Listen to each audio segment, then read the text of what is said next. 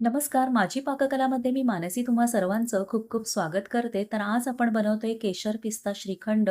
चवीला खूपच भारी आहे श्रीखंड तयार झालेला आहे आणि अगदी झटपट ही रेसिपी तयार होते. त्याचबरोबर अगदी सोप्या पद्धतीने आज मी तुम्हाला दाखवणार आहे की श्रीखंड कसं तयार करायचं ते.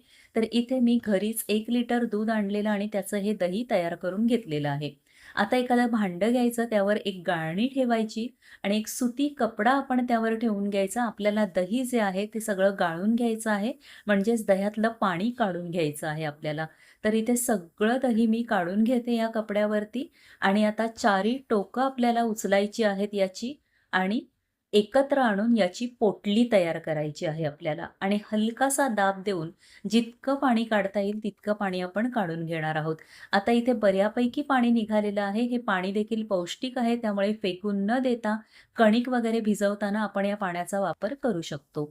आता अजूनही यामध्ये पाणी शिल्लक आहे, तर त्यासाठी याला हलकीशी ना सैलसर गाठ मारून घ्यायची आणि एखादं वजनदार वस्तू तुमच्या घरी काही असेल, तर ती यावर ठेवून कमीत कमी 5 ते 6 तास किंवा अगदी रात्रभर देखील ह्यावर एखादी जड वस्तू ठेवून यातलं पाणी आपण गाळून घ्यायचं आहे.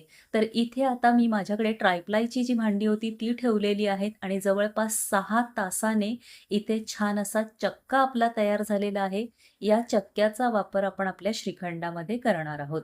तर इथे आता हा चक्का छान असा तयार झालाय. पुन्हा एक सॉसपॅन घेतलाय, त्यावर चाळण ठेवायची आणि आता चाळणीमधनं हा चक्का जो आहे तो आपण गाळून घ्यायचा आहे. ही प्रोसिजर फार महत्त्वाची आहे. याने ना छान क्रीमी टेक्स्चर आपल्या श्रीखंडाला येतं. तर एखादा चमचा घ्या किंवा वाटी, पेला किंवा अगदी हाताने जरी केलं तरी काहीच हरकत नाही. पण हे गाळून घेणं खूप गरजेचं आहे. तर इथे आता हे सगळा चक्का मी व्यवस्थित असा गाळून घेतलेला आहे आणि आताच तुमच्या लक्षात येत असेल की किती छान असं क्रीमी टेक्स्चर इथे आपल्या चक्क्याला आलेलं आहे. तर अशा पद्धतीने सगळा चक्का हा मी गाळून घेतलेला आहे आणि आता एका वाटीच्या प्रमाणात ना हा चक्का मोजून घेतलाय, तर पाऊण वाटी इतका चक्का भरला गेलाय. सेम प्रमाणामध्ये आपण इथे पिठी साखर घेणार आहोत. तर पाऊण वाटी इतकी पिठी साखर घेतलेली आहे. आता व्यवस्थित एकजीव करून घेऊया. बरेच जण काय करतात ना, साखर आणि चक्का दोन्ही मिक्सरला फिरवतात. तर तसं शक्यतो करू नका. त्याने ना श्रीखंड आपलं पातळ होतं. असं हे घट्टसर मार्केटसारखं श्रीखंड तयार करायचं असेल, तर ही प्रोसिजर नक्की फॉलो करा.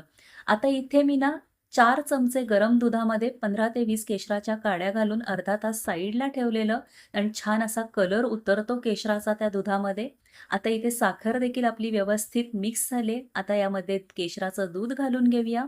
त्याचबरोबर पिस्ता अगदी फाईनली चॉप करून घेतलेले आहेत, ते देखील घालून घेते. थोडेसे पिस्ता मी साईडला ठेवते वर डेकोरेशनसाठी आणि आता हे सगळे जिन्नस व्यवस्थित असे एकजीव करून घ्यायचे आहेत आपल्याला. अगदी खूप छान असा रंग येतो याला केशरामुळे. जसजसं आपण मिश्रण मिक्स करत जातो ना, तसतसा केशराचा रंग छान असा चढत जातो.